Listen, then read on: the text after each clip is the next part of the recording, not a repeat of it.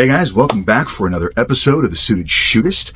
And this week, I want to talk again about what I think might be the most underrated cover garment out there. And it's also something that every guy can add to his wardrobe with minimal investment that allows you to kind of level things up.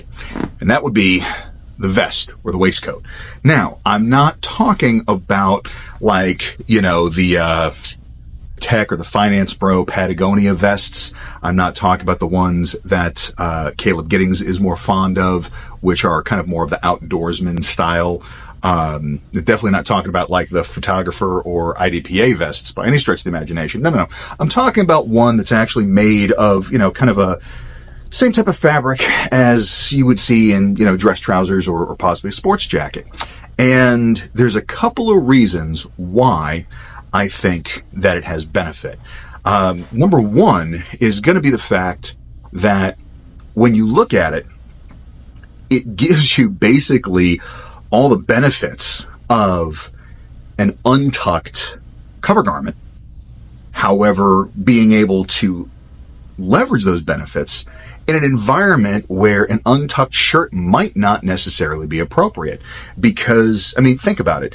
If you're someplace where you have to dress a little nicer, even if you're wearing a button-up shirt, if you have it untucked, number one, 9 times out of 10, it's probably longer than it should be if it's intended to be untucked. And that's still very casual.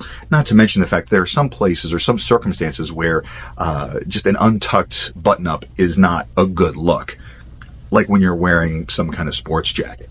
The other big advantage is, unlike if you're using your suit jacket or sports jacket as the cover garment, it only works as long as you keep it on.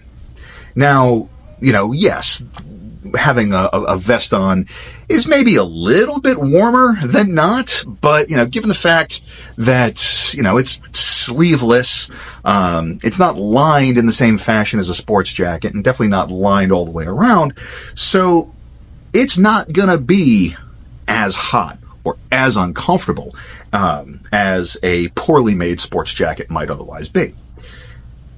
Also, just because of the limited range of motion, it's kind of going to force you to have a more efficient draw stroke, because since it is buttoned in the front, there's only so much travel that the free moving fabric has.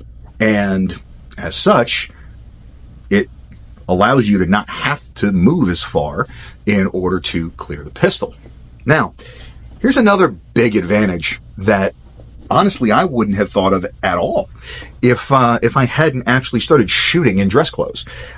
Way back when I started the Suited Shootist, when it was a blog, before we ever became a YouTube channel, I actually ran some shooting drills in a full suit and tie. My buddy Mike Branson took some photos. I managed to actually catch my necktie during the draw stroke.